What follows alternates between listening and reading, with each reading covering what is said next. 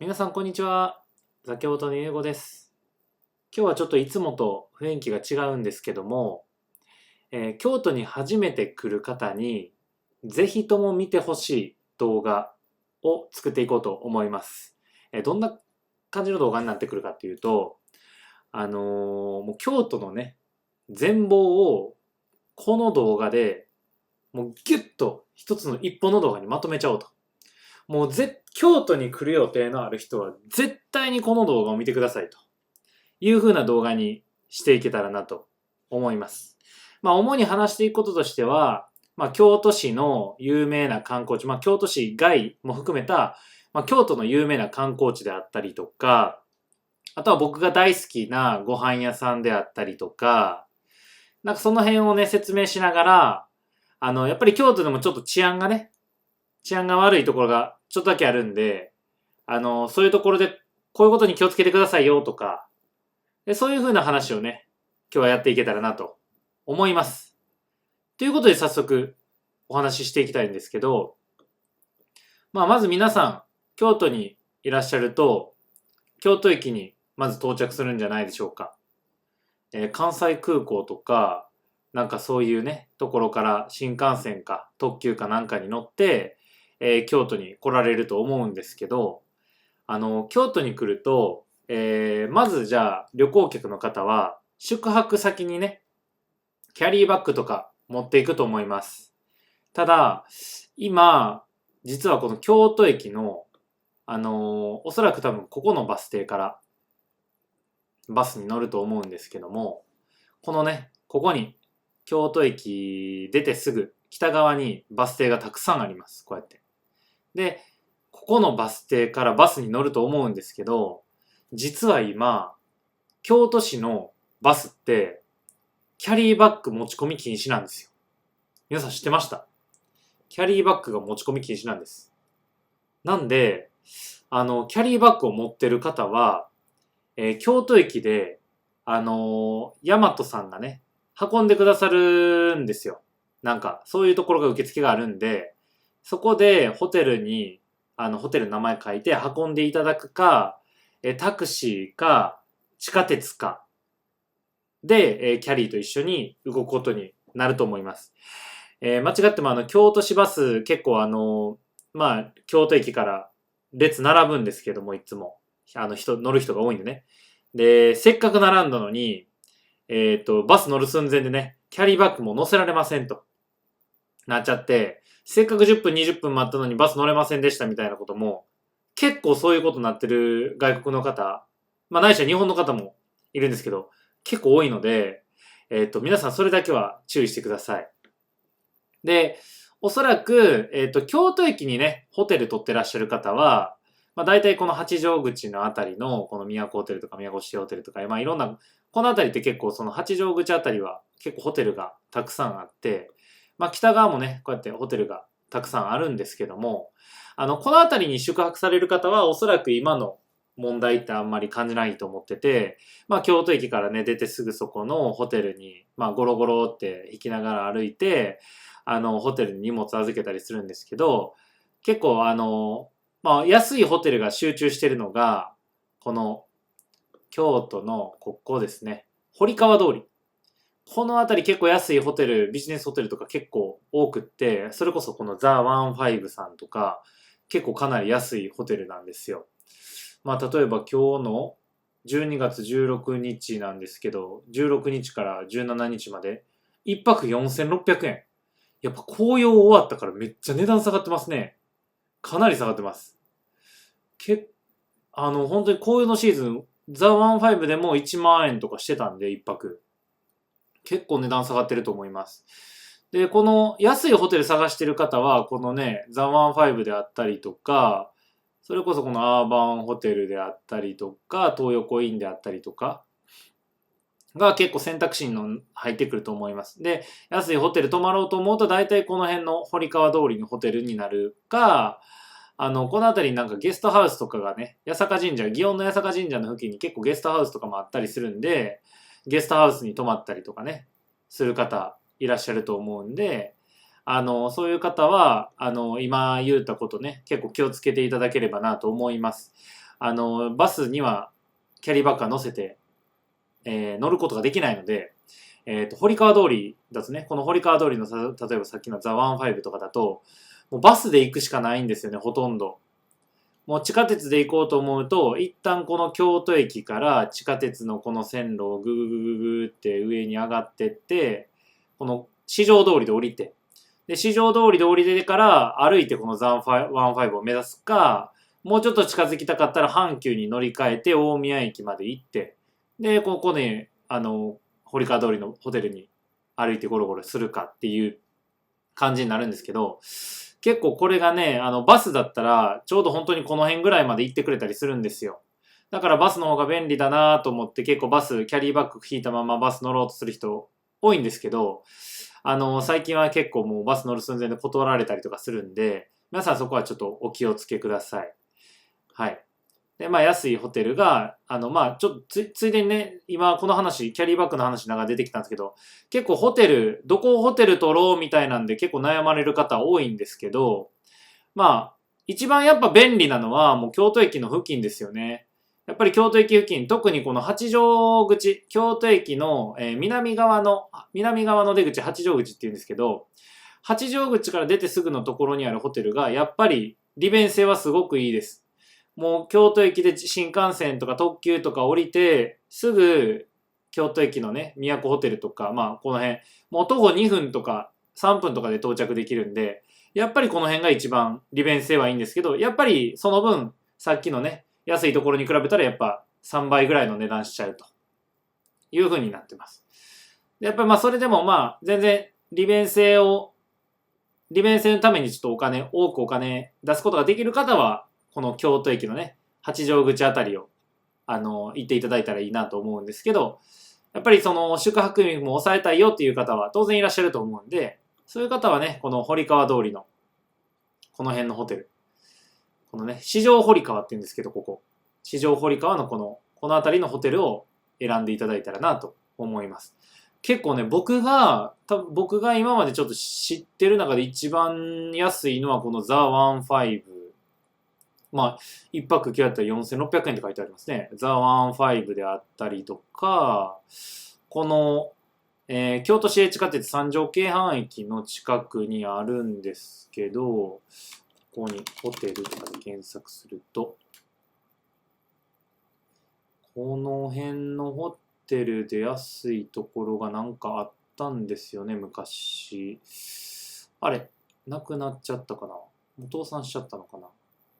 結構前々は、ここだ。ここ昔安かったのにちょっと値段上がってる。ホテル京都三条橋。結構昔安かったんですよ。ここも本当に同じぐらい安くて、まあコロナ禍の話なんですけど、コロナ禍5000円とかで宿泊できて、結構安いなと思ってたんですけど、なんか一時その僕なんでこんな京都のホテル詳しいかというと、なんかコロナ禍に、なんか京都の人が京都に泊まると、なんか2000円キャッシュバックとか3000円キャッシュバックみたいなのを京都市がやってて、それでなんか京都のホテル一旦制覇しようと思って、なんか結構いろいろ回ってたんですよ。で、それでまあ僕ちょっとホテル詳しいんですけど、その時結構このね、ホテル三条大橋、京都三条大橋結構安くて、しかもなんかマンションみたいになってるんですよね。マンションみたいになってて、すごい、めっちゃ快適やなと思って、部屋も広いし、なんか安くていいなと思ったんですけど、まあちょっと上がっちゃいましたね、値段が。ってなると、やっぱり京都で一番安いのは、ここのザ・ワンファイブかな。この、ね、今4600円一泊4600円。これが金曜日とかになるとどうなるんですかね。金土とかにすると、まあ土日がやっぱ一番高いのかな。土日にすると、うわ土日になった瞬間にめっちゃ上がる。1万5千円ですって。高っ。急に高っ。へえ、そんな高くなるんだ。いや、まあでもこれがでも多分底値やと思いますね。この12月下旬のこの土日泊まろうと思うとおそらく多分この辺が底値なんじゃないですかね。もうこのホテルが多分一番安いです。このホテルより安いところってあんまりないんで、それこそこことかかな。エムズホテルとか。さっきここに出てきてたんですけど。エムズホテルとか結構安くて、ここ。ここでも1万5千円やっぱしますね。もうこれが底値です。12月21、22の。やっぱ土日になるとこれぐらい京都は値段上がっちゃいます。安いところでも。で、高いところだと本当にもっと上がって、もう本当に1泊3万とか4万とかになっちゃうって感じですね。はい。まあ安く泊まりたい方は本当にこの辺の四条大宮とか、この四条堀川とかこの辺りで泊まっていただければなと思いますし、ちょっとお金に余裕があって利便性を取りたいっていう方はこの辺りに泊まっていただいたらいいのかなと思います。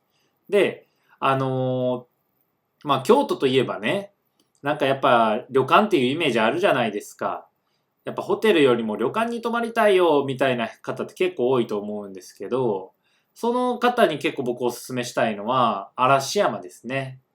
このちょっと京都のね、この嵐山。嵐山って実は結構宿ありまして、で、JR の京都駅からも、こうやって JR の線路がこうブーって伸びて、こう行ってこう行ってこう行ってこう行って、ずーって行って行って行って行って、佐賀嵐山。佐賀嵐山っていうところで降りたら、もうホテル近いんですよ。だから電車でも全然行けますし、で、僕のおすすめはでもちょっと JR の佐賀嵐山駅からはちょっと離れちゃうんですけど、阪急嵐山駅の真ん前にあるこの京都嵐山温泉家電商ここめちゃくちゃいいんですよ。でもめっちゃ高い。うわ、めっちゃ高いな、ここ。もうここ本当に何がいいかっていうと、ちょっとじゃあ、ブッキングドットコムかな、なんか、アゴダかなんか見ましょうか、ちょっと。楽天トラベルとかの方が見やすいかな。ちょっと楽天トラベルとか見やすいと思うんで見ていくと、もうサービスがすごくて、まず、このね、見てください。5つの、なんとか期、ちょっと漢字読めないんですけど、5つの異なる貸切温泉が夜通し何度でも入浴可能と。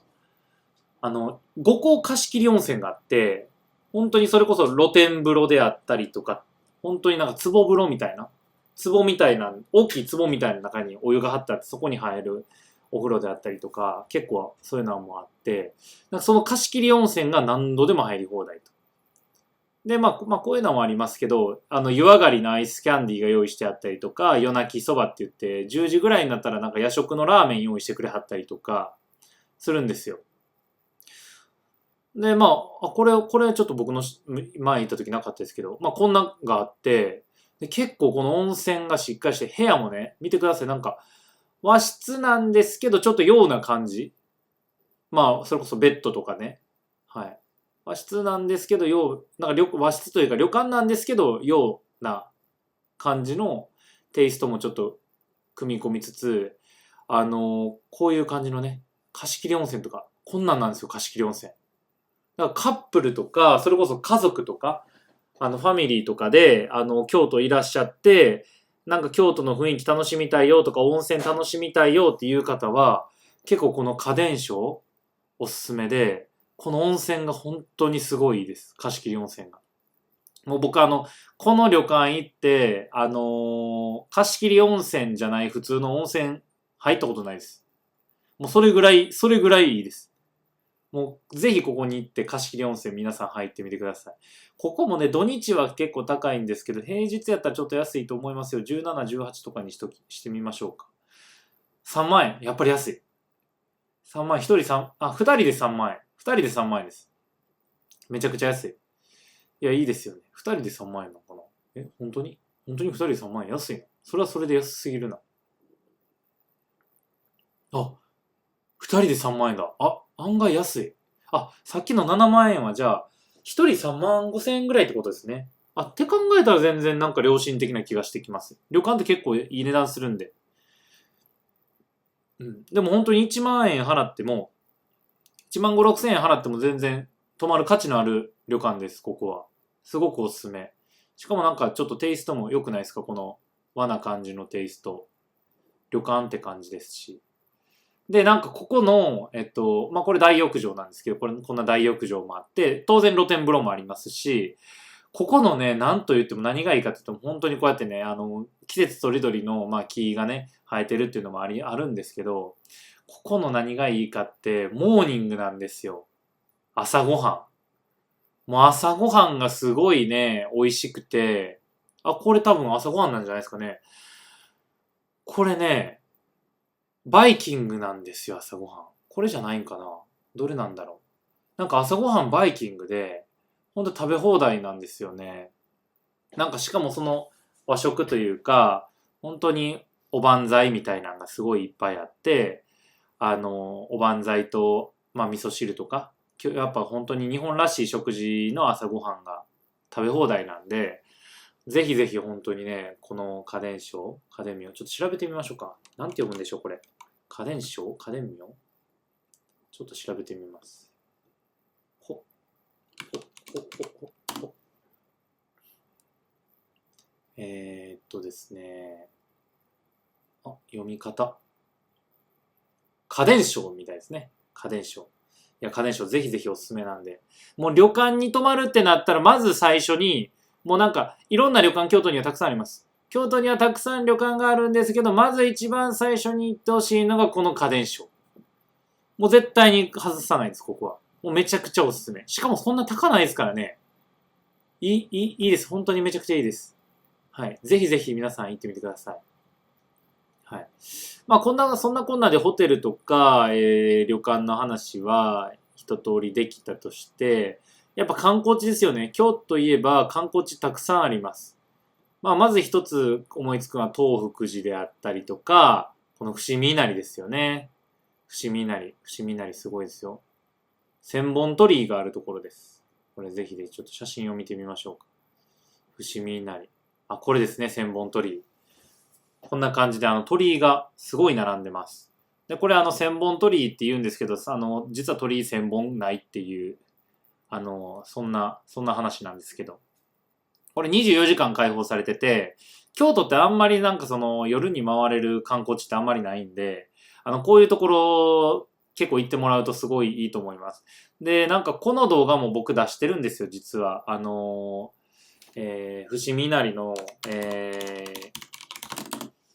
深夜に伏見稲荷を徘徊した動画がありまして、どこだっけな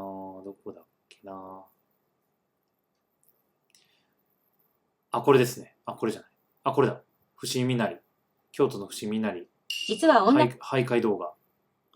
講座はチャット GPT-4 オメニとキャンバで自動で作成できるのです。作り方は簡単。スキップ。これです。ちょっと音声はちょっと一旦閉じますけど、なんか本当に、こんな感じで夜中に回れるんですよ。入ってよくて、しかも、こんなとこをね、ちょっとまあ、肝試しチックですけど、こんな感じで歩けるんですよ。で、歩いた先にあるのがめちゃくちゃ景色がいい場所で、これですね。山頂がめっちゃ景色綺麗なんですよ。これ見てください、ほら。こんな景色綺麗なところなんで、本当に伏見稲荷は夜のアクティビティちょっと京都ってあんまりないので、夜のアクティビティに困った方はぜひ伏見稲荷行ってください。結構ね、やっぱ夕方到着の飛行機の方が安かったりするんで、まあ関空にそれこそ19時ぐらいに到着して、そっから新幹線じゃない特急で京都に来てだいたい1時間半ぐらいか2時間ぐらいで着くんで、まあ、9時にね、京都到着しても晩ご飯食べるぐらいしかやることないみたいな方、なんかコメント欄で結構散見されるんですけど、そういう方におすすめなもの、この伏見稲荷です。その日ね、もう着いてすぐちょっと疲れてるかもしれないんですけど、一日たりとも無駄にしたくないっていう方はぜひこの伏見稲荷行ってみてください。本当に深夜遅くまでやってるんでね。で、しかも JR が走ってるんで、JR 京都駅に着いてすぐ伏見稲荷に行くことができます。で、JR で多分5、6分か7分ぐらいで多分到着、10分、まあ10分ぐらいか、10分ぐらいで到着できたと思うんで、そんなに遠い場所でもないです。なんで行きやすいのでぜひぜひ行ってみてください。で、あとはこの辺ですよね、清水寺。これも有名です。清水寺。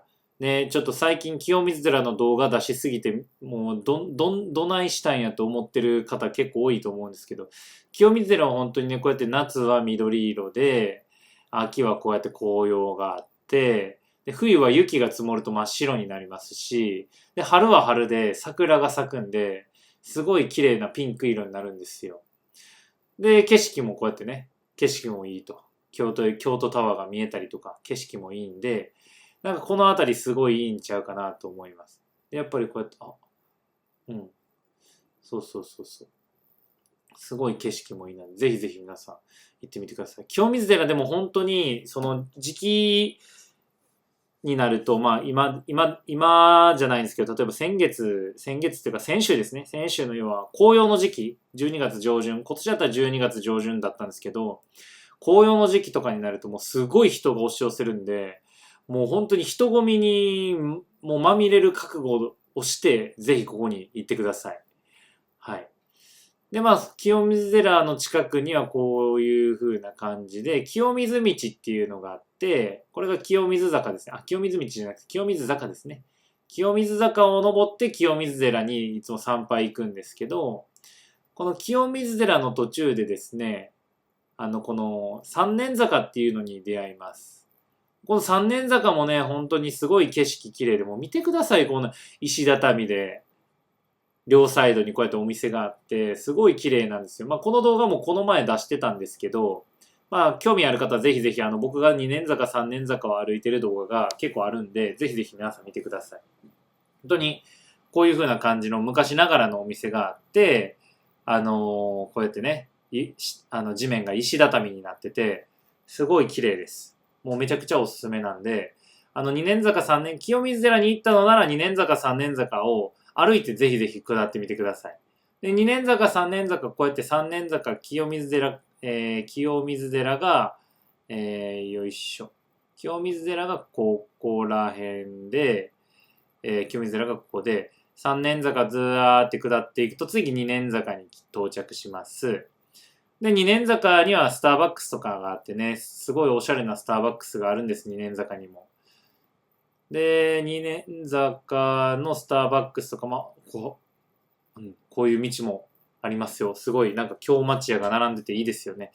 で、2年坂こうやってダーって下っていっていただくと、2年坂下ると、高大寺があります。で、高大寺行っていただく。高大寺もすごい自然が綺麗なお庭が有名な寺社仏閣で、ここも本当にね、ぜひ綺麗なんで、もうこの写真見ただけでわかりますよね。もうめちゃくちゃ綺麗じゃないですか。はい。ここもね、お金はかかるんですけど、中のお庭に入ることできるんで、ぜひぜひ皆さん行ってみてください。で、この高大寺行っていただいて、ブラブラブラって歩いていくと、次丸山公園っていう、これまた有名な場所に行き着きまして、丸山公園といえばね、このね、中央にあるもうすごい大きなしだれ桜が有名なんですよ。春になったらライトアップもされるんですけど、これがすごい有名で、桜の名所としてもすごい有名なんですけど、こうやってね、実は紅葉の名所としてもすごい有名な場所で、もう春と秋両方ね、楽しむことができます。で、春に関してはここにたくさん出店が出るんですよ。こういうところに。こういうところにたくさん出店が出て、なんか屋台がいっぱい出てきてね、本当に台湾の夜市みたいな感じになります。で、そこでみんな夜桜をね、楽しみながら、ホットドッグじゃとか、フランクフルトとか食べたりとか、なんか唐揚げ食べたりとかしながらビール飲んだりとかして、皆さん夜桜を楽しむという風な感じで楽しんでらっしゃいます。で、丸山公園通ったら次、八坂神社をぜひ行ってほしいんですけど、八坂神社は八坂神社もまたこれすごくて、八坂神社ってね、本当にこんな感じの神社なんですけど、京都の本当に中心の神社と言っても過言ではなくて、祇園祭りとかでね、すごい、中心になる神社なんですよ。祇園祭りって、日本三大祭りのうちの一つなんですけど、このね、普通に、この四条通りって、京都一重要な通りと言っても過言ではないんですけど、ここからここまでが全部車通れなくなるんですよ。もう、すごいことですよね。京都で一番大事な道が車通れなくなって、両サイドに屋台がズワーって出てきて、ここら辺の道にズワーって屋台が出てきて、もう屋台だらけになって、で、ここも屋台だらけになります。ここも屋台だらけになって、みんなでなんか屋台で、それこそなんか、ビールとか飲みながら、矛が飾られるんですけど、その矛を見て、楽しむというのが祇園祭りで、これもね、京都で、8月かな ?8 月かな ?7 月かなあれいつだったっけな祇園祭り。祇園祭り。祇園祭りは7月ですね。7月。7月にあるお祭りなんで、しかもね、実はこの祇園祭りもザ京都のチャンネルで投稿してて、祇園とか打つと、こんな感じでね、祇園祭りの動画実は出してるんですよ。そう、すごくないですか？これ。ああ、めちゃくちゃいいでしょ。こんな感じのね、祇園。こんな感じの鉾がもう道路を塞ぐんで車が通れなくなると。で、さらに言うとこの周りに人がたくさんもう群がるんで、もうさらに人がもう、溢れて、もう車をなんかもう通れたもんじゃなくなると。で、なんか祇園祭りといえばこうやってお迎え提灯っていうのがあって、なんかこうやってね、提灯を持った人が歩いたりするんですよ、道を。まあそういうのもあったりするんで、なんか本当に祇園祭りすごいお祭りなんで、7月に運よく、7月もホテル代すごい高くなるんですけど、7月に運よく京都に来れた方は、ぜひぜひ祇園祭り楽しんでいただければなと思います。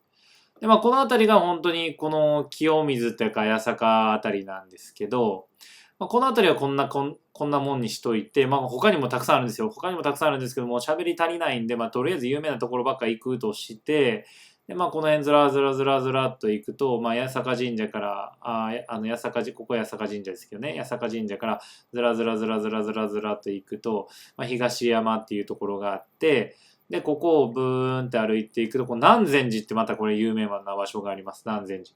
南禅寺もまたすごくてですね、まあ、南禅寺、これまたすごいんですよ。もう僕のチャンネルをもう古くから見ていただいている方は、お前南禅寺何回動画投稿すんだって皆さん思われるかもしれないんですけど、南禅寺めちゃくちゃすごくてですね、こうやってもう紅葉がすごいんですよ。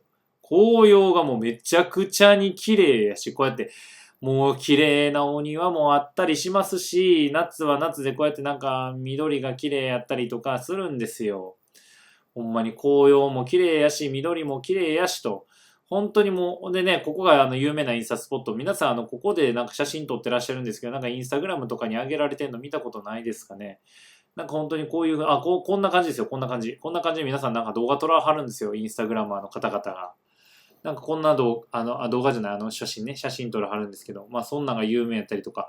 これ実はね、八坂神社じゃない、南禅寺ってこの大きな門の上にここに上がれるんですね。500円だったかな ?400 円だったかな払えば上がれるんですよ。で、ここは上から紅葉の状況とか見れるという風な場所になってるんですけども、ここはもう京都で結構本当に一二を争うぐらい紅葉が綺麗なところ。しかも南禅寺自体は、この上のところに上がらなかったら無料なんですよ。だから、結構南禅寺来てらっしゃる方多くて、で、南禅寺来たらぜひとも行ってほしいのがこの栄冠堂ですね。栄冠堂。この栄冠堂もまたすごいんですよね。この栄冠堂もまた動画投稿しますけど、紅葉がもうめちゃくちゃ綺麗なんですよ。見てください、皆さん、この紅葉の姿を。もうめちゃくちゃ綺麗です。もうこれもね、僕のチャンネルで投稿してますよ。ちゃんと動画投稿してるんで、もう皆さんぜひとも見てください。栄冠の、もう南禅寺見頃の動画。今年の11月30日にとって南禅寺が見頃になった動画と、栄冠動画見頃になった動画も撮ってるんで、もうこちらをぜひぜひ見てください。もう南禅寺も栄冠堂ももう紅葉がほんまにめちゃくちゃすごいですから。もう見てください。これもう文句ありますか？これ綺麗じゃないっていう人いますか？もうめちゃくちゃ綺麗でしょ、これ。これを汚いっていう人いますか？そんな人いないでしょ。もうコメント欄にそんなこと書くやつがいたら僕がもうブロックします、その人を。本当にめちゃくちゃ綺麗ですから。でも南禅寺栄冠堂って来たら、タッタッタッタッタッターって歩いてってもぜひとも行ってほしいのがもうこの哲学の道です。もう哲学の道。哲学の道といえば、まあ哲学の道はなんで哲学の道っていう名前かというとですね、この辺に近辺に京都大学って日本で2番目に頭のいい大学がありまして、この京都大学ですね、もう本当にすごい頭いいんですよ。もう入るのもすごい難しいと、偏差値70を超えないと入れないみたいな、もうすごい大学があるんで、50万人に1人ぐらいかな、京大生って。まあそれぐらいの確率でしか入れないような、すごい頭のいい大学があるんですけど、その大学の教授の先生がこの哲学の道で、哲学を考えてらっしゃったみたいです。いや、哲学の先生なんかな。哲学の先生がこの哲学の道をプラプラって歩いてらっしゃったらしい。歩きながら考え事してらっしゃったらしいんですけど、哲学の道の何がすごいかっていうとですね、まずはこの春は桜ですよ。春は桜。春は桜。で、夏はこうやって緑。新緑です。新緑。新緑、新緑。新緑の写真がない。あ、こうやってね、新緑。これちょっともう桜も重なってますけど、もうすごいこのね、桜も綺麗やし、もう見てくださいよ、こんなんもう、めちゃくちゃ綺麗じゃないですか。こういうのも本当綺麗ですし、桜も綺麗ですし、緑も綺麗ですし、秋になると実はね、ここ紅葉もなるんですよ。紅葉、紅葉。だから本当にね、ストリートビュー、ストリートビューあるんだ。じゃあちょっとこの辺ストリートビューで見ていきますか。すごい、すごい、すごい、すごい、すごい。これ春桜すごいでしょ。もうめちゃくちゃ綺麗ですよ、本当。で、これが秋になるとこうなるんです。綺麗。もうめちゃくちゃ綺麗です。本当に。もうね、こうやってちょっと葉っぱも散ってきますけど、もうめちゃくちゃ綺麗じゃないですか、この緑と黄色と赤色とオレンジのもみじめっちゃ綺麗だと思うんですけど、本当に春は桜が綺麗やし、秋はもう紅葉が綺麗やし、夏になるとまたこの緑が綺麗やし、で、春になったらこの辺をなんかカモが泳いでたりするんでめちゃくちゃ可愛いんですよ。今の時期もカモ泳いでたりするんですけど、そんなこんな場所がありまして。で、ここバーって歩いていくと、銀閣寺に到着するんですけど、もう銀閣寺、銀閣寺もすごいですよ。銀閣寺もすごいんですけど、僕は銀閣寺よりも、銀閣寺の途中にある、もうぜひともおすすめしたい場所がありまして、もうこれがこれです。安楽寺。もうこれ安楽寺すごいですよ、ほんと。見てください、この。赤いもみじが落ちている感じ。これを綺麗じゃないって言える人いますか？いないですよ。めちゃくちゃ美しくないですか、これ。すごすぎません？めっちゃ綺麗なんですけど。こんな感じのね、本当にこれ、安楽寺しかもあんまパンフレット載ってないんですよ。僕見つけちゃって、もうめちゃくちゃいいなって思う場所。だって見てください、この口コミまだ370件しかついてない。まだ全然誰にも見つかってないんですよ。もうこれはね、独り占めしようかって悩みました。独り占めしようかって悩んだんですけど、ぜひともね、ザ京都のチャンネルを見てくださってる方には皆さん知っていただきたいんで、今日はちょっとメジャーな場所ばっか紹介したいなと思ったんですけど、この安楽寺だけは僕が一番好きなお寺なんで、ぜひぜひもうここは行ってみてください。ちょっと早口でもうパパパパって言ってますけど、本当にもうごめんなさいね。早口で。話聞き取れない方は、0.5倍速ぐらいにして見てもらえたらいいなと思うんですけど、その安楽寺も見ていただいて、ブラブラブラブラって歩いていくとですね、こうやって銀閣寺があります。これ銀閣寺ですね。銀閣寺といえば、銀色の銀という風に書くんですけど、銀閣寺も本当にこうやってね、紅葉が有名な場所でもあったりとかします。お庭もこうやってめちゃくちゃ綺麗でですね、これが銀閣寺ですね。銀閣寺といえば、漢字の銀に銀って書くんですね。英語で言うとシルバーですよ。シルバーって書くんですけど、この銀閣寺と対をなす神社で、金閣寺というのが京都にはあります。ちょっとこっちの方なんですけど、これ金閣寺ですね。金閣寺というものがあるんですよ。で、金閣寺は皆さん見てください。こんな感じで、金色なんですよ、金閣寺って。金閣寺金色やから銀閣寺は銀色なのかと言われたら実は違いまして、銀閣寺はね、銀色でも何でもないんですよ。もうこんな感じです。そう。普通の感じですよね。普通の木って感じ。これなんでかっていうと一説によるとお金がなかったとか、僕が小学校の時は教科書にお金なかったから建てられへん、銀箔貼れへんかったみたいな話を、学校で習った記憶があります。これが、それが本当か嘘かはちょっと定かじゃないんですけど、銀閣寺もこうやってお庭が綺麗で、本当に夏はこうやってね、緑が綺麗だし、もう秋になるとこれが全部紅葉になる、もう赤色になりますし、春は春で桜が咲いてますし、もうめちゃくちゃ綺麗なんですよ。なんでぜひぜひ銀閣寺も、これとかインスタグラムで結構見たことある方いるんじゃないですか、この感じ。秋になるとこうやってね、もみじがなりますから。めちゃくちゃ綺麗です。もう見てください、この綺麗なお庭、こうやってお砂がね、こうやって積まれた綺麗なお庭も、すごい綺麗じゃないですか。いや、本当に銀閣寺もおすすめなんで、ぜひぜひもう銀閣寺も行ってもらいたいんですけど、このね、南禅寺とか銀閣寺ゾーンはこれで終わりです。今結構何個言いました？この伏見稲荷言いましたし、八坂神社、この辺の八坂神社言いましたし、八坂神社からちょっと北に上がった時の永観堂から銀閣寺までの道言いました。で、次はですね、京都に来たらぜひ行ってほしいの。まあちょっとずらずらずらずらっとちょっと北に行くんですけど、あ、ここに、そうだそうだ、ここにありますね。下鴨神社。これ本当になんかね、結構この辺町なんですよ。町というか、まあ普通に、まあちょっと廃れた商店街とかもあったりとかする。まあ廃れたというとちょっともう、まあちょっと語弊があるかもしれないですけど、まあちょっと商店街があったりとか、するんですけど、この辺はね、結構まあ都会っちゃ都会なんですよね。で、都会に急に森が現れるんですよ。で、その森に囲まれてるのがこの下鴨神社です。下鴨神社。下鴨神社もなんかお祭り、葵祭りやったっけな。なんかそのお祭りで使われる神社で、上賀茂神社から下鴨神社まで馬がね、ホースが歩くわけですよ。でまあそういう風なお祭りに使われる、まあ中心的な神社、京都の中でも中心的な神社の一つです。で、まあ下鴨神社もこうやってね、紅葉が綺麗なんですけど、直近ね、下鴨神社の動画撮りに行きました。下鴨神社、これですね。12月中旬でも間に合う京都の紅葉スポットっていう動画撮りに行ったんですけど、いや、これ結構僕、本当に今、下鴨神社実はおすすめで、なんかまだ紅葉が全然進んでないんですよ。まだ緑のもみじが結構多くてですね。なんかその、緑のもみじ、今、まあ僕が取りに行った時、緑のもみじが結構多かったんで、おそらく12月中旬ぐらいにこれが赤いもみじになるんだろうなっていうふうに僕は推測して動画を上げました。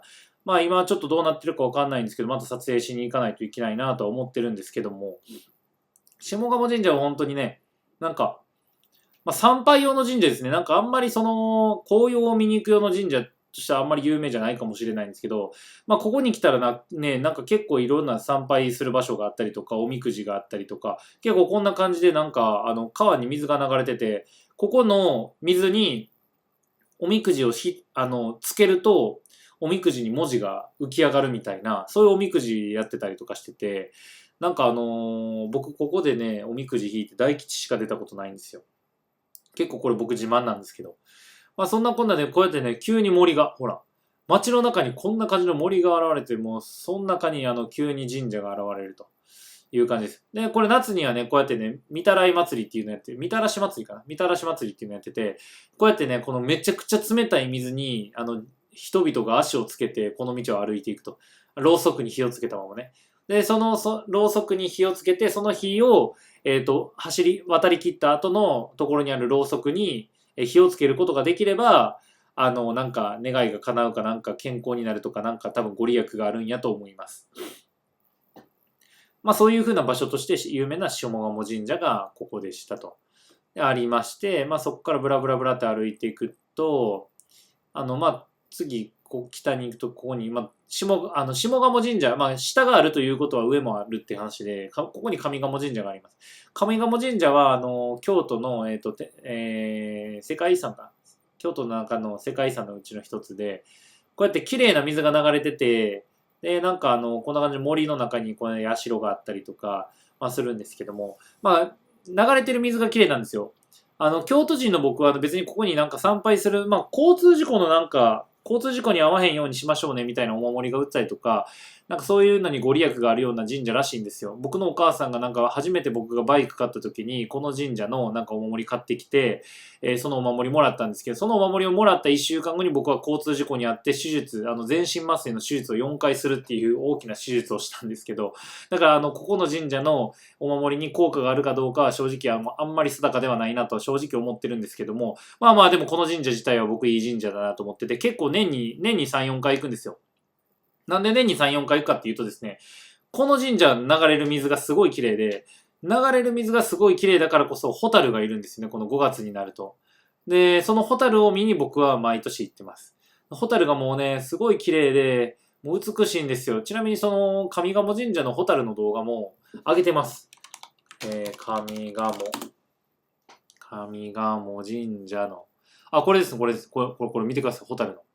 このホタルの動画も上げてるんで、ぜひぜひ皆さん見てください。僕がね、上賀茂神社に深夜に自転車飛ばして、撮影しに行って、で、2時間ぐらいカメラ定点で固定して、ホタルがぷよぷよ、飛んでるところを、撮影するっていう、もう、本当にね、もう、もう深夜2時ぐらいまで撮影してたんですよ。ほんまに眠たくても上賀茂神社で寝てやろうかと思うぐらい、でも5月やしちょっとまだ寒いしみたいな、そんな感じの中で撮影頑張ったんで、まだね、これ残念なことに550回しか再生されてないんで、ちょっとぜひ皆さんこの動画見てください。はい。まあそんなこんなが上賀茂神社でして、上賀茂神社から次ぐぐぐぐって北に上がっていくとですね、ここですね。貴船口。貴船口がありまして、この上に貴船神社があります。これ貴船神社も結構また有名な神社でしてね。京都駅からはすごい行きづらいんですよ。京都駅がここですよ、ここ。こっから地下鉄で、国際会館まで地下鉄、この線路ですね。この線路か。この線路で、このブワーって京都駅から端から端ですよ、本当に。国際会館に行っていただいて、で、国際会館からまた、ブワーってバスに乗っていかないといけないと。京都駅からだいたい1時間半ぐらいかかるんじゃないですかね。バスと電車、乗り換え時間も含めて。で、まあ、貴船口までしかもバス、またバスも走ってなくて、貴船口からまたバス乗り換えて貴船神社まで行かないといけないっていうね。すごいなんか行きづらい場所にあるんですけど、貴船神社も貴船神社でまた有名ですしね。まあ皆さんこの階段はちょっと見たことあるんじゃないでしょうか。この両サイドに灯籠があるっていうね、階段、綺麗な階段なんですけど、まあ貴船神社僕もね、大好きでよく夏になると撮影しに行くんですけど、まあなんで夏に僕がよく大好きに撮影に行くかっていうとですね、この横をね、川が流れてるんですよ。で、川が流れてて、こんな感じですね。こんな感じの川が流れてて、もうめちゃくちゃ水が綺麗。ちなみにこの水が上賀茂神社に流れていってて、つまり上賀茂神社に流れてる水よりも綺麗ということです。上流なんでね。で、この上賀茂神社の水は本当に綺麗で、しかも雪解け水なんで冷たいんですよ。だから真夏に京都市内が30度超えたとしても、貴船神社付近は26度とか27度なんですよね。すごい涼しくて、なんか居心地がすごいいいんで、夏にね、よくここに僕は遊びに行ってます。で、遊びに行くだけやったらちょっと申し訳ないし、なんか皆さんにもね、この貴船神社の良さ知ってもらいたいなっていう気持ちもあるんで、撮影に行ったりしてます。っていうのが貴船神社。で、貴船神社は本当にすごい有名な場所で、ただ、貴船神社で注意しないといけないのは、もう貴船神社のね、この辺り。この辺りもうね、もう高級な飲食店しかないです。もう高級な飲食店しかないんで、皆さんコンビニおにぎり買って、持っていくか、まあ、お金に余裕がない方ね、僕みたいにお金に余裕がない方は、コンビニでおにぎりを買って、ここに行くか、してください。自販機ぐらいしかないです。で、やっぱご飯食べようと思うと、例えばこのひろふみさんとかだと、結構いい値段しますよ、このひろふみさん。まあ旅館でもあるんですけど、ホテルでもあるんですよ。つまり、まあホテルでもあるんですけど、ご飯も提供されててですね、ひろぶんなんですね。ひろふみじゃなくてひろぶんでした。ごめんなさい。ひろぶんっていう名前でした。このひろぶんさんですね、このじゃあボタン鍋、ちょっとクリックしてみましょうか。ボタン鍋、見てください、皆さん。金額書いてない。金額が書いてないですね。金額が書いてないのはもう怖いです、これは。怖いです。どうなんでしょう。あれ、いくらなんだろうな、いくらなんだろうな。あれ。季節のお料理。うわ見てください、皆さん。見てください。見てください。もう、はい。日帰りプラン。ランチで5000円。高くないですか、ちょっと。いやー、まあ高くないんかな。これ、結構なんかまあこんぐらいするでしょうみたいなみんな思うんですかね。いや僕はもう正直お金にそんな余裕がないんでね、これは高いなって正直思っちゃいます。めちゃくちゃ高いなって思っちゃいます。なんならこの1万円とか、はって感じですよね。なんか、あんまりなんか僕、ほんまに1万円とかご飯に出すときって本当に特別な日ですよね。しょっちゅうの飲みに行くときはもう大体鳥貴族か愛用に行ってるんで、もうそういう僕からしたらちょっとこのランチ5000円っていうのはすごい高く感じますよね。まあそんなこんな場所なんですよ。貴船神社付近って。このうげんたさんとかも今いろいろあるんですけども、だいたいご飯代で1万円ぐらい取ってきます。で、まあご飯代だけで1万、まあさっきで言うとランチで4800円ですか？ドリンク飲むでしょ、皆さん。で、ドリンク飲むんで、で、川床でご飯食べるってなると、なんかさらに川床サービス料みたいなのが取られるんですかね、確か。で、そんなんが取られて、そんなこんなもろもろ取られる6000円、7000円とか普通にしちゃうんで、皆さん、この辺に来るときは、何も買わずに来ると、高いご飯を食べるか我慢するかしか、もうやることがなくなるんで、もう僕みたいに大体この、なんか、京都駅とか、その辺で、なんかおにぎり買ってから行くんです。おにぎり買ってから行った方がいいです。まあでもこの辺のね、これも日本の文化を知りたいと、日本の料理食べたいって思う方は、まあぜひぜひこの辺でご飯食べていただいたらいいかなと思います。で、まあこの辺でご飯食べるんやったら僕のおすすめはこのヒロブンさんですね。ヒロブンさんが結構おすすめです。流しそうめんとかすごい美味しくて、すごい、綺麗なところなんで、店員さんも接客いいですしね、すごいいいお店なんで、この辺でご飯食べるんだったらこのヒロブンさんぜひぜひ行ってみてください。で、貴船神社から、貴船神社行ったらぜひとも行ってほしいのが、この隣にある、鞍馬寺なんですけど、まあ、本来であれば貴船口まで戻って、また電車乗って鞍馬まで電車で行って、一駅行って、そっからなんかこの鞍馬寺まで登ることになるんですけど、体力に余裕のある方はね、ここかなあ、そうだ、この道だ、この道。体力に余裕のある方は、ここに道があります。皆さん見てください、この道。鞍馬木舟トレイルっていう道みたいですね。はい。体力に余裕のある方はこの道を通ってください。体力に余裕のある方だけにしてください、本当に。正直めちゃくちゃきついです。めちゃくちゃきつい。ちなみにこれも動画出してます。これも確か、木舟とかで、クラマとかかな。クラマとかで調べたら出てくるかな。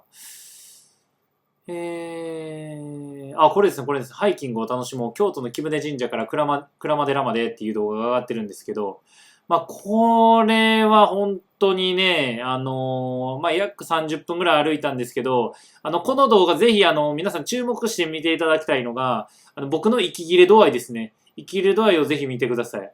僕のその息切れ度合いを聞いていただければ、どんだけ激しく過酷な道のりかということがわかると思います。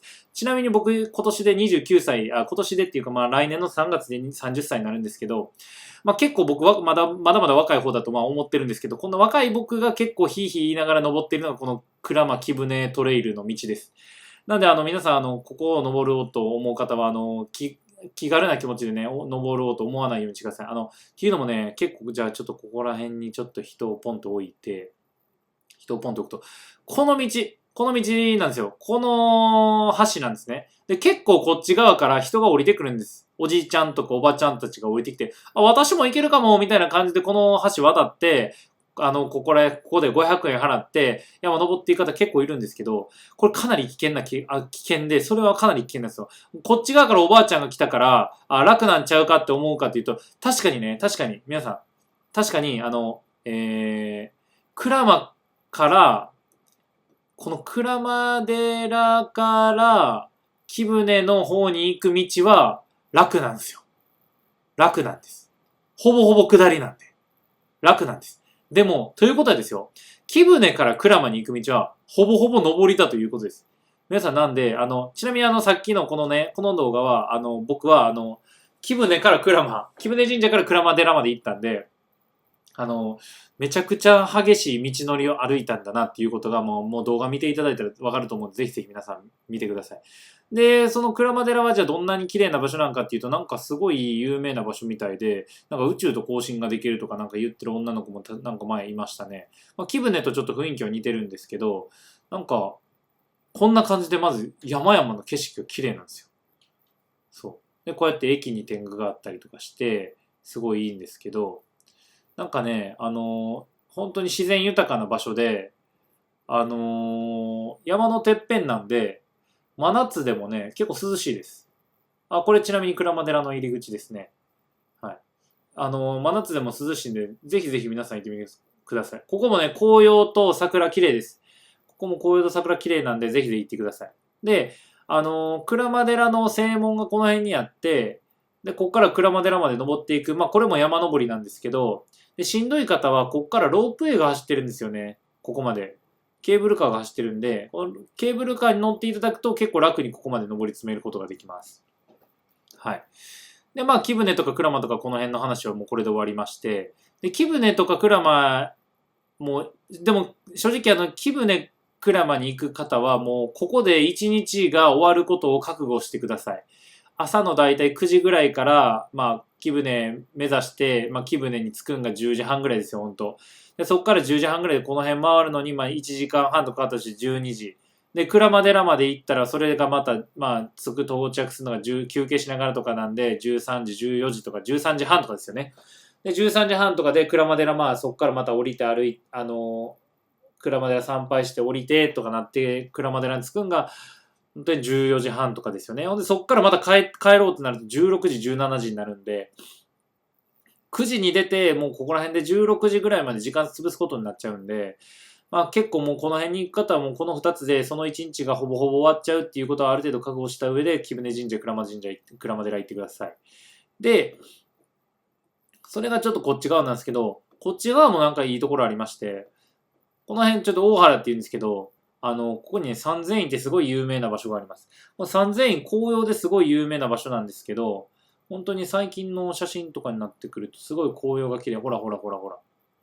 ほらほらほら。ほらほら。あ、ほらほらほらほら。あ、もうこのね、庭のね、この苔がめっちゃ綺麗なんですよ。僕ちなみに苔が大好きなんですけどね。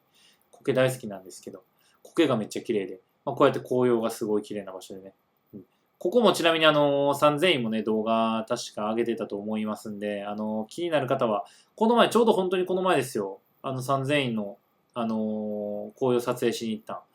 結構、もう僕が行く頃にはもう散り始めてたんで、あんまり綺麗な動画にはならなかったんですけど、ちなみに言うとうちのチャンネルで一番再生されてるのはこの三千院の動画です。この三千院の動画が、去年がめちゃくちゃ綺麗で、11万再生されてます。はい。なんで、ぜひぜひ、三千院、いい場所なんでね、ぜひぜひ行ってみてください。ただ、三千院行く方も、もう三千院のこの辺で、大原のこの辺で、もう一日が終わることを覚悟して行ってきてください。本当にね、ここまで行くのに、もうバスでまず京都駅から1時間半から2時間ぐらいかかります。1時間40分ぐらいかな、かかります。でもバスは乗り換えなしで1本で行けるんです、京都駅から。確か680円か630円かだったと思うんですけど、1本で行けるんで、で、この辺にはね、この宝泉院とか、いろいろあるんですよ。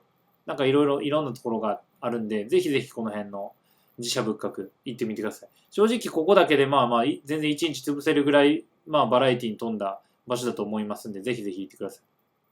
で、これでちょっと北の方を、ちょっとこの辺の北の方終わりまして、ちょっと次南に下がってくるとですね、ここに金閣寺があります、金閣寺。金閣寺、さっき銀閣寺の話した時に説明したんですけど、これ金閣寺なんです。金閣寺っていうぐらいなんで金なんですよ。でめちゃくちゃ金なんですね。で、金閣寺は本当に、これからの季節、京都でもし雪降る日に、たまたま旅行に来れた、超スーパー運がいい人、ぜひぜひもう見てください、これ。見てください。もう雪降るとめちゃくちゃ綺麗になるんですよ。もうぜひぜひこれは言ってほしいんですけど、京都で雪がこうやって積もるのって本当に年に1回あるかないかぐらいの確率なんですよね。だから本当に、もしそのタイミングに運よく京都に来れた方は、もう絶対に金閣寺行ってください。絶対に。もう金閣寺に行くとすごい綺麗なね、金閣寺が見れます。もう、その金閣寺が見れるのは本当に一生で一回見れるかどうかだと思うぐらいの確率だと思ってください。京都に住む人は別なんですけど、京都とか関西圏に住んでる方はちょっと別なんですけど、本当にね、日本の外から来る方、本当に台湾とか、うちのチャンネルだと台湾とか、香港とか、中国、韓国、アメリカの方とかね、京都来られる方結構多いんですけど、そういう方がね、本当に運よくこの雪景色の金閣寺に出会えた時は本当に運がいいものだと思ってください。ぜひぜひ、そして京都に来た時雪が降ってたらもう絶対に金閣寺に行ってください。で、金閣寺こう行くと龍安寺があるんですよね。金閣寺から龍安寺まではちょっと歩いては行けんことはないんですけど、歩いて15分、20分くらいかかります。で、龍安寺も龍安寺ですごい綺麗ですね。このまずお庭ですよね。お庭がめちゃくちゃ綺麗なんですけど、ここに紅葉があったりとかもしますし、これ桜、これ梅かななんかそういうのも綺麗なんですよ。はい。で、こうやってお庭も綺麗なお庭がね、あったりするんで、龍安寺すごい有名な場所なんで、金閣寺行ったらもう、近くにあるんで、バスでも行けます。ここからバス走ってるんで、この道をバス走ってるんで、ぜひぜひ行ってください。で、金閣寺行ったらほんまに絶対に龍安寺はもう忘れず行ってほしいのと、ここら辺に、この前僕が潜入捜査したホテル、歌の、ホテル歌の、京都別所。これだ。あ、ここだ、ここだ。そうそうそう。この見てください、皆さん。京都、龍安寺の近くなんですよ。ホテル歌の京都別所さん。ここのホテル、もう潜入捜査してきましたよ。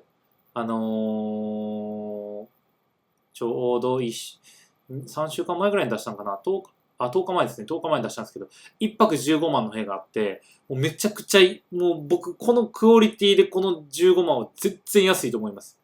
全然安いと思うので、ぜひぜひ皆さん行ってほしいんですけど、本当にね、お庭がね、あのーすごい綺麗なんですよ。これ写真あるかないや、もうこれです、これです。もうめちゃくちゃ綺麗じゃないですか。もうこういうもみじも、赤くなったんだな、このもみじ。なんか僕が行った時赤くなるかなってちょっと心配してたんですけど、まあ、もみじが綺麗だったりとか。いや、この部屋とかもね、この部屋、何がすごいって、これもみじなんですよ。こっちの右側の扉の、窓の外にある木がもみじなんですね。で、まあ、全室こんな感じでね、温泉が湧いてます。で、洋室はこんな感じのね、お風呂なんですけど、水は温泉が使えます。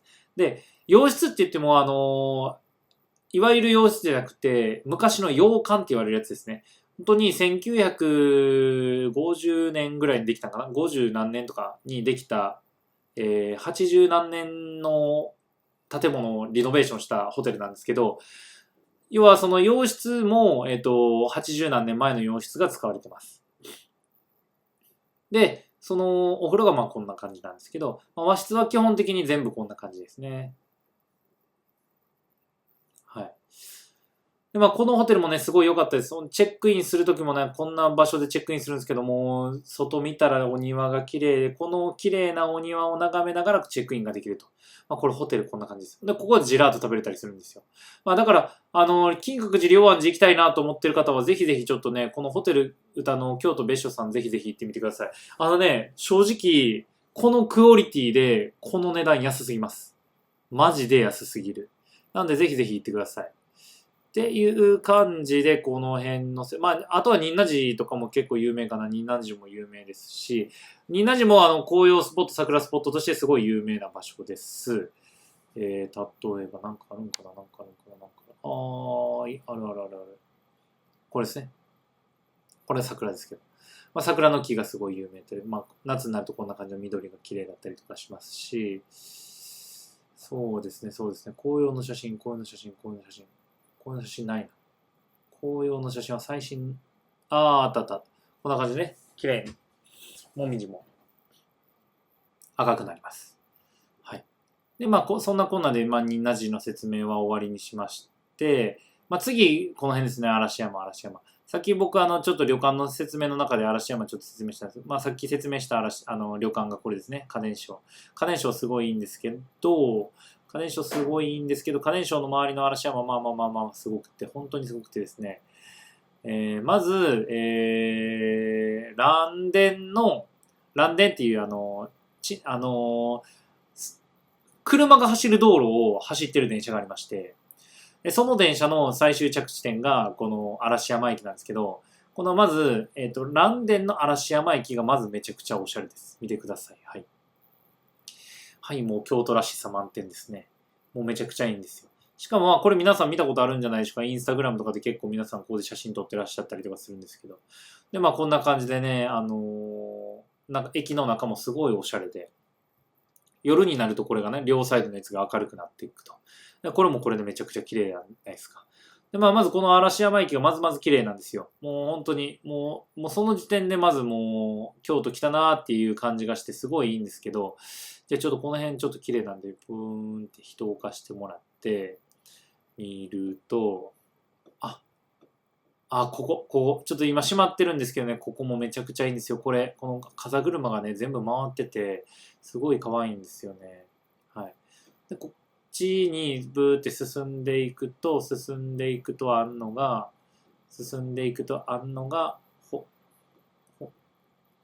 これです、これです。竹林です、竹林。皆さん知りませんか？竹林の小道ですよ。はい。竹林の小道。もう見てください。もう癒されますよね、本当に。めちゃくちゃ癒されます。この前、僕、ここ帰り道、撮影の帰り道、この道通って歩いてたんですけど、この道通って歩いてたら、アメリカの方かな、多分、この道を見上げて、ユニバースって言ってはりました。いやもう宇宙みたいだ、みたいな。宇宙みたいだって言ってはって、うわぁ、なんかめっちゃ、すごい、すごいな。その例えすごいな。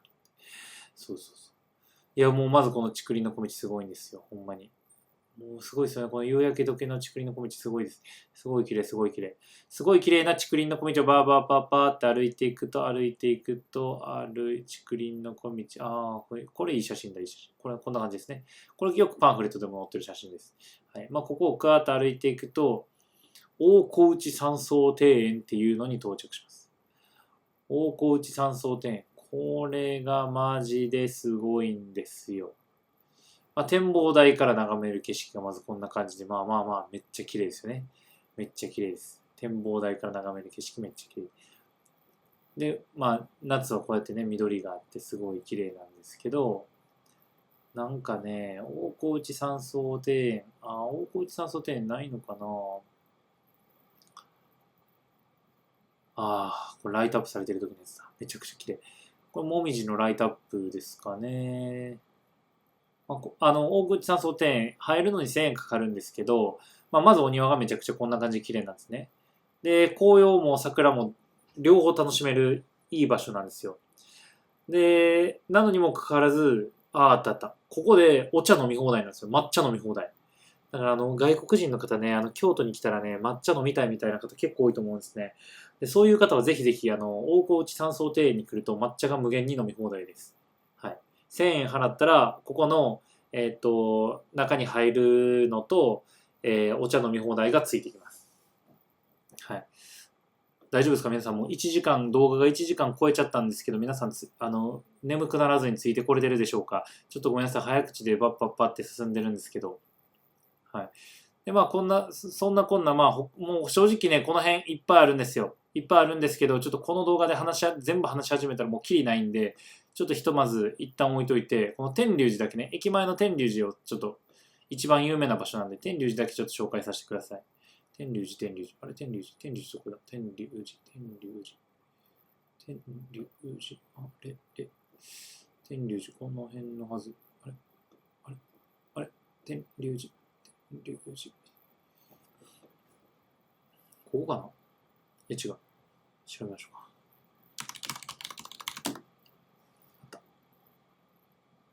あった。天龍寺あった。天龍寺ももうこれすごいんですよ。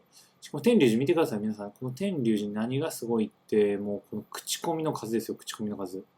13,830ありますから。もうお墨付きですよ、皆さんの。中に入るの800円で、この建物の中に入るのがプラス500円かかるんで、合わせて1300円で、この中見て歩けるんですけど、まあ秋はこうやって紅葉がすごい綺麗です。秋は紅葉が綺麗、春は桜が綺麗な場所になってます。なんで秋春両方来れる場所で、夏も夏でこうやって緑がすごい綺麗な場所なんで、まあ、ぜひぜひ来てください。もう嵐山に来たらまず絶対にここはもう押さえておかないといけない場所だと思うんで、天龍寺絶対皆さん来てくださいね。その途中の宝厳院もすごいおすすめです。なんか一回だけ宝厳院撮影行ってるんですよ。去年かな一回撮影行ったんですけど、宝厳院はこうやってね、すごい紅葉がすごい綺麗な場所なんで、で、紅葉の時期にね、行く場所に困った方、駅前ですごい近いんで、天龍寺行ったら宝厳院もついでに行くぐらいの勢いで、絶対に、忘れずに行ってください。はい。で、まあ、この天龍寺もこの前最近動画撮りに行きまして、天龍寺、さっきの嵐山の大河内山荘庭園も、こうやって撮影行ってます。で、天龍寺もこうやって見頃の時に撮影行きました。12月6日の見頃の時に撮影行きました。これぜひぜひ皆さん見てください。はい。で、まあ、嵐山の説明が終わりまして、でもそんなもんかな。まあ、ちょっと南の方もね、いろいろあるんですよ。本当はね。本当はいろいろあるんです。例えばなんですけど、南の方は、岩清水八幡宮、どこだ京阪の駅なんですけど、岩清水さん、どこだ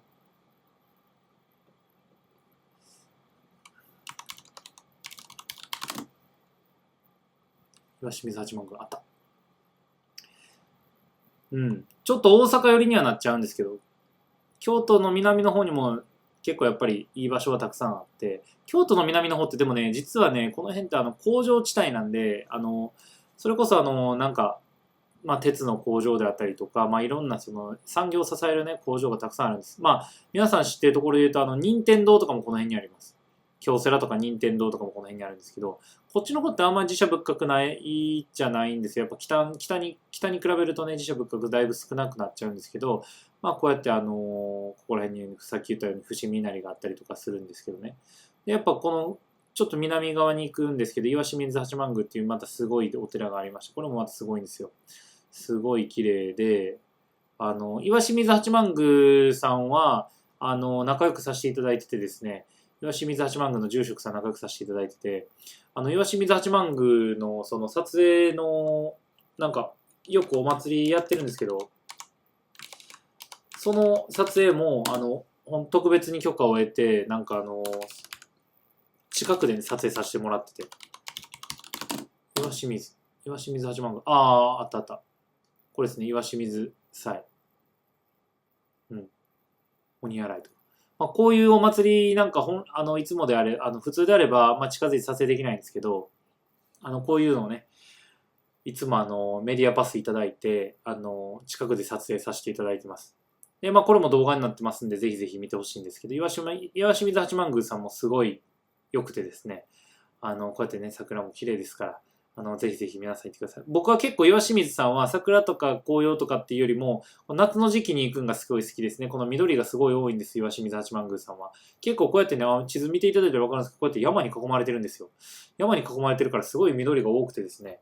だからこそ結構僕夏に行って、まあ散歩とかしながら、で、ケーブルカー乗ったりして、散歩とかしながら、この新緑をね、楽しみに僕はいつも行ってます。はい。で、なんか都会の軽装に疲れた方はぜひぜひちょっとこの辺行っていただきたいなと思います。はい。って感じですかね。ちょっと初めて京都に来た方にぜひぜひ行ってほしい場所の説明。どうですかね。この辺で一通り全部喋ったと思うんですけど、なんかこの動画ね、初めてじゃない方もなんか見てらっしゃると思うんですよね。なんか2、3回京都に行ったよっていう方も言ってらっしゃると思うんですけど、なんか、ここの説明抜けてますよ、みたいなのとか、ぜひぜひあったらコメントしてください。まあ、とりあえずね、まあ、こんな感じで、京都にはたくさん自社仏閣があったりとか、自社仏閣だけじゃなくて、すごいいろんなね、いい旅館とか、いいホテルがあったりするんで、ぜひぜひ皆さん、京都にいらっしゃった際は、今日の動画を参考にして、いろんな場所に行っていただいたらいいかなっていうふうに思います。ということで、今日の動画がいいと思ったら皆さんグッドボタンとチャンネル登録をお願いします。コメントも動画作りの励みになりますんで、ぜひぜひよろしくお願いします。で、コメントを書いていただく際は、ぜひぜひ、母国語で書いてください。日本語じゃなくても、英語じゃなくても大丈夫です。母国語で書いてください。はい。あ、忘れてた。この錦市場とか京都河原町を説明するの忘れてました。京都といえばそうだ、錦市場だよ、錦市場。錦市場すごい有名なんですよね。もう、正直錦市場、まあすごいこんな感じで、まあ昔の市場です。昔は市場だったんですけど、まあ今は京都の人はここでは買い物しないんですよね、正直。もうね、ちょっと大阪の黒門市場みたいなちょっと観光市場っぽくどんどんなってきちゃってて、まあこういう昔ながらのね、お店は僕すごい大好きなんですけど、なんかちょっと、って思うようなお店がちょっと最近増えてきて、まあどことは僕は言わないんですけど、なんか、それ京都らしいお店ですかみたいな、なんかちょっと疑問になるようなお店がちょっと多々出てきてですね。僕、こういうとこ本当に好きなんですよ、こういうとこ。こういうとこすごい好きなんですけど、これ多分Google 翻訳で画像解析されてて、中国語かなんかになってると思うんですけど、ちゃいますよ、多分、これ、ちゃうわ、これ GPT とか生成 AI で生成した画像ですわ、これ。違う。これは、本物の錦市場の写真じゃないです。違います、これは。皆さん騙されないようにしてください。なんか、結構ね、錦市場も錦市場らしいお店がだいぶ減ってきちゃって、ちょっと本当に観光市場っぽくなっちゃって、そうそう、僕、ここのお漬物大好きなんですよ。ここのお漬物みたいな、お漬物屋さんみたいなね、昔ながらのお店は本当にどんどん消えてって、なんかちょっと、なんか錦市場らしくないお店が最近ちょっとどんどん増えてきました。まあ、ちょっとそういうところが増えてきたんで、あんまり僕はちょっと錦市場あんまり、まあ正直あんまり行かな、京都の人間なんであんまり行かなくなっちゃったんですけど、まあでもなんか食べ歩き、飲み歩きしたい方はぜひぜひこの西市場結構いい場所だと思うんで、ぜひぜひ皆さん行ってください。で、まあその隣がこうやって京都河原町っていう、まあ、京都の中心地ですよね。京都のまあ、アメリカでいうニューヨークみたいな感じですよ。ニューヨークのウォールストリートみたいな感じですよ。もう本当にまあ、そんな感じの場所がこの辺にありまして、で、ここね、ここにポント町っていう、ちょっと京都らしい街並みのある、こんな感じのね、京都らしい街並みのある通りがあって、ここ両サイドも飲食店ばっかりです。結構、ここもでもね、ちょっとね、最近なんかちょっと僕も物申したいんですけど、なんかあんまりいいお店じゃないお店がなんかちょっと出てき始めたなっていうふうにちょっと思ってはいるんですけど、まあ昔ながらの、まだここは観光市場っぽくはなってなくて、ちゃんとしてる、ちゃんとしてる本当に飲食店街です。なんでぜひぜひ皆さんポント町行ってみてください。僕のおすすめはこのポント町プーって歩いていくと、ポント町とちょっと抜けたところ、まあ抜けたところではないんですけど、一応ポント町通りなんですけど、このポント町にある、お寿司屋さんの、寿司吉の、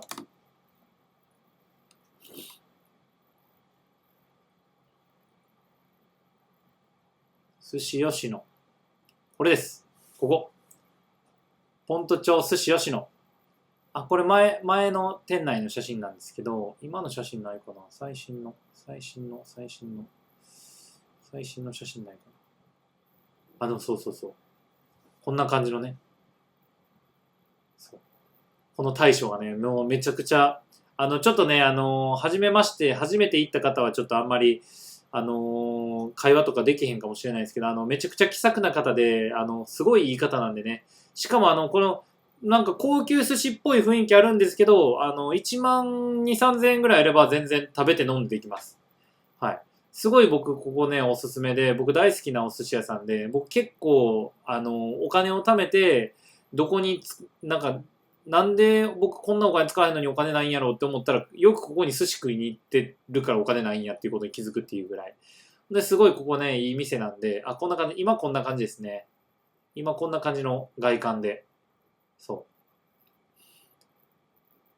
外観で、こんな感じの内観ですね。はい。どうですか、皆さん。良さそうやなと思ったんちゃいますか？